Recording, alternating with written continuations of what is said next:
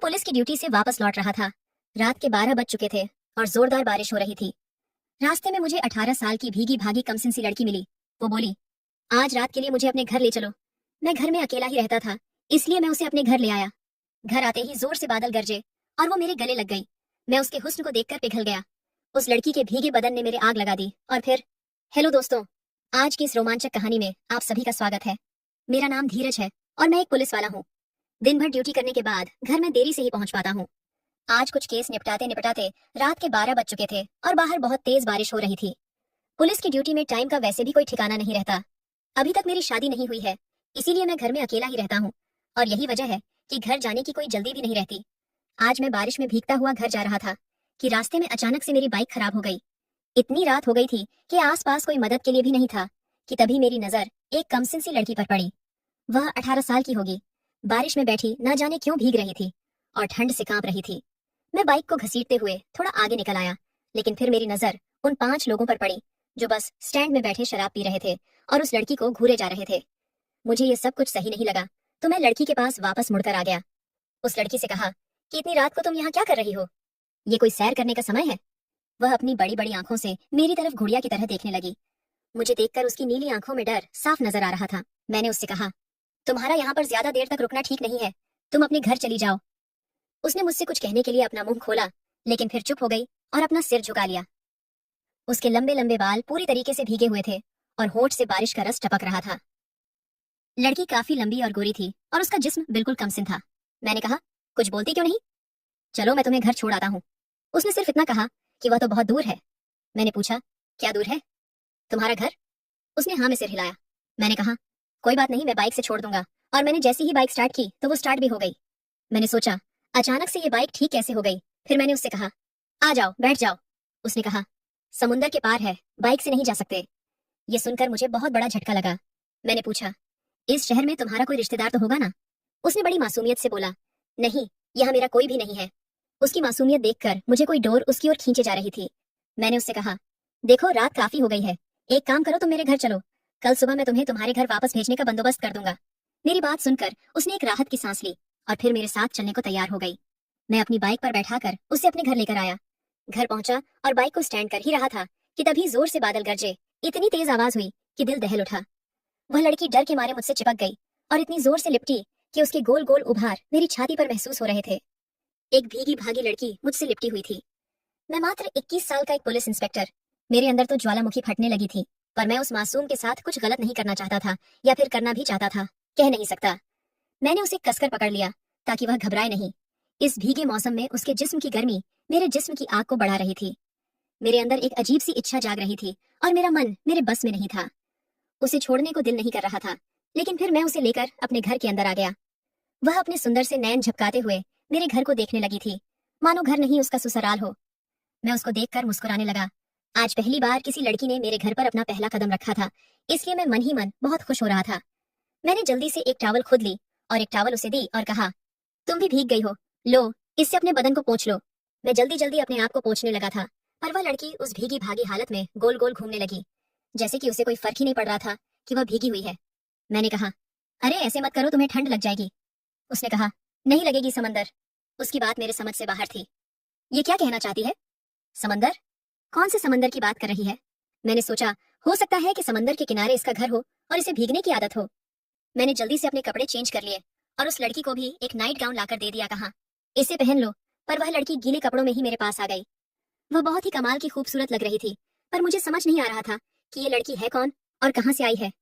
ऐसे अजनबी लोगों को कभी शरण नहीं देनी चाहिए, पर मैं ठहरा पुलिस वाला, इसे अकेले कैसे छोड़ सकता हूँ? गीले कपड़े उसके बदन से इस कदर चिपक गए थे कि उसके बदन का एक एक उभार मुझे नजर आ रहा था और मेरे अंदर एक अजीब सा नशा छाने लगा था। मैंने दोबारा उससे कहा, ये पहन लो, पर वह चुपचाप मेरे सामने खड़ी थी। आखिर मजबूरी में मैंने ही टॉवल उठाई और उसके बदन को पोंछने लगा। उसकी सांस बहुत तेज चल रही थी। उसका गला सूखने लगा था और मेरा गला भी सूखने लगा था। मैंने उसके बालों को अच्छे से पोंछा, फिर कहा, लो यह गाउन पहन लो। पर वह कुछ भी नहीं कह रही थी, एक ही जगह स्थिर खड़ी थी। मैं उसकी तरफ देखने लगा और फिर कहा, ठीक है मैं बाहर जाता हूँ, तुम चेंज कर लो। लेकिन जैसे ही मैं जाने लगा उसने मेरा हाथ पकड़ लिया। उसके नाजुक हाथ ने जैसे ही मेरे हाथ को छुआ तो मेरे अंदर एक करंट सा दौड़ गया। उसने कहा, मुझे छोड़कर मत जाइए, मुझे डर लगता है, आप ही मेरे कपड़े चेंज कर दीजिए। यह सुनकर तो मेरी सांस हलक में अटक चुकी थी। फिर मैंने लड़की के गीले कपड़े पर गौर किया। वह एक लाल रंग का गाउन पहनी हुई थी। वह गाउन न जाने किस चीज से बना था, पर वह बिल्कुल मछली जैसी लग रही थी। मैंने अपनी आंखें बंद कर ली और उस लड़की के कपड़े चेंज करवाने लगा। मैं उसके जिस्म को बगैर कपड़ों के देखना नहीं चाहता था, वरना मैं बेकाबू हो जाता। लेकिन कपड़े चेंज करवाते वक्त मैं उसके जिस्म को छूने लगा था, पर उसके जिस्म को छूते ही मुझे बहुत हैरत हुई। ऐसा लग रहा था कि उसके पूरे जिस्म पर रेत ही रेत है। ये महसूस करते ही मैंने अपनी आंखें खोल दी, और जैसे ही मेरी नजर उसके अनाभूषित जिस्म पर पड़ी, मेरे तो होश ही उड़ गए थे। उसके जिस्म को देखकर मेरी आंखें फटी की फटी रह गईं। दूध से सफेद तन पर रेत के कण लगे हुए थे।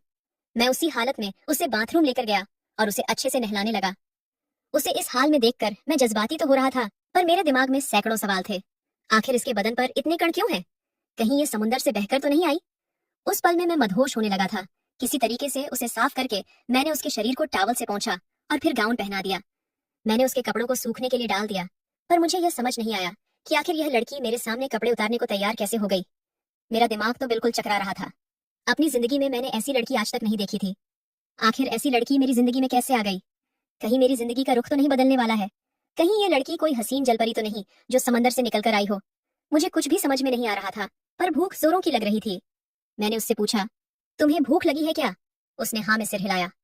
मैं अपने सुबह का बचा हुआ खाना लेकर आ गया था और हम दोनों मिलकर खाना खाने लगे। लड़की बिल्कुल खामोश थी, ना जाने क्या सोच रही थी। खाना खाने के बाद मैंने उससे पूछा, अब बताओ तुम्हारा घर कहाँ पर है? उसने कहा, मेरा घर दूर देश में समंदर के पार है। मैंने कहा, तो तुम यहाँ कैसे आई? कोई जहाज से आई हो? उसने कहा, तैर कर। मुझे उसकी किसी भी बात पर यकीन नहीं हो रहा था। मैं सोच रहा था कि कहीं इसे कोई दिमागी बीमारी तो नहीं है। दूर देश से तैर कर इतना दूर कैसे आ सकती है, और भला क्यों आई है? मैंने पूछा, तुम अपना घर छोड़कर इतनी दूर फिर क्यों आ गई? उसने कहा, मेरे पापा ने मेरी शादी तय कर दी थी, पर मैं दुनिया देखना चाहती थी, इसलिए समुद्र की लहरों के साथ तैरती हुई इतनी दूर आ गई। मुझे कुछ भी समझ में नहीं आ रहा था। रात ज्यादा हो गई थी और मुझे नींद भी आ रही थी, तो मैंने उससे कहा कि तुम यहाँ कमरे में लेट जाओ, मैं बाहर लेट जाता हूँ। वो बोली, नहीं, तुम भी यहीं लेट जाओ, मुझे अकेले में डर लगता है। मैंने उसकी बात मान ली और दूसरी तरफ करवट लेकर बेड के किनारे लेट गया।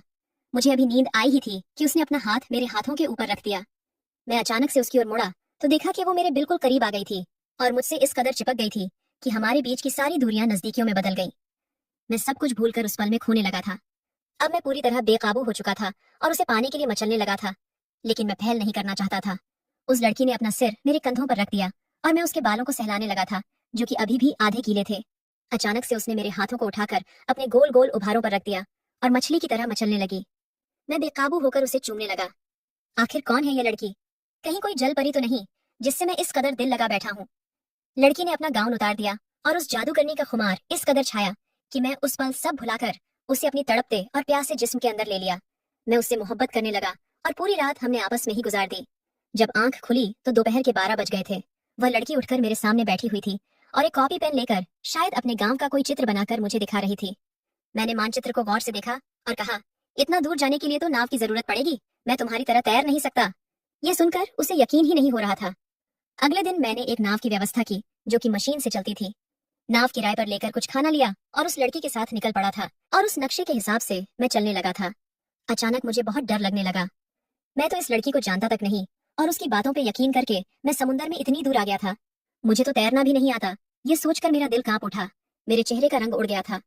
काफी दूर जाने के बाद ना जाने हमारी बोट किसी सिरे से टकराई और उलट गई और मैं समुद्र की गहराई में डूब गया। फिर मुझे कुछ भी याद नहीं। जब मुझे होश आया तो मैं एक टापू पे था और वही लड़की मेरे सामने बैठी हुई थी। शायद लड़की मुझे यहाँ लेकर आई होगी, या फिर हो सकता है मैं मर गया हूँ। पर जब उस लड़की ने मुझे हाथ लगाया तो मुझे लगा शायद मैं जिंदा हूँ। मैंने उससे कहा, हम कहाँ हैं? उसने कहा, मेरे घर में। ये टापू उसका घर है। ये लड़की मुझे अपने टापू तक लेकर आ गई। वह मुझे लेकर एक गांव में आ गई जहाँ 20-25 घर बने हुए थे। मुझे आता देख काफी सारे लोग इकट्ठे हो गए और हैरत भरी निगाहों से मुझे देखने लगे। तभी वह लड़की एक औरत के पास जाकर बोली, माँ, यही मेरी मोहब्बत है, मैं इसी से शादी करना चाहती हूँ। यह सुनकर तो मेरे पैरों तले जमीन निकल गई। मैं वहां खड़ा खड़ा उन लोगों को देख रहा था। उन लोगों ने मेरा बड़े अच्छे से स्वागत किया और अपने खेत वगैरह सब दिखाने लगे। कहने लगे वह मछली पकड़ के और छोटी मोटी खेती करके अपना घर चलाते हैं और मीठे पानी के झील से पानी पीते हैं। कुछ दिन वहां गुजारने के बाद मैंने फैसला किया कि मैं इसी लड़की के साथ अपना जीवन गुजार दूंगा।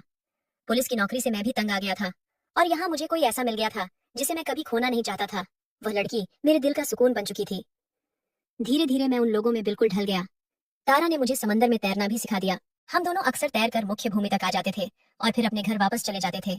कमेंट करके जरूर बताइएगा कि आपको ये कहानी कैसी लगी। अगर आपको ये कहानी पसंद आई हो तो इसे लाइक करें और अपने दोस्तों के साथ भी शेयर करें।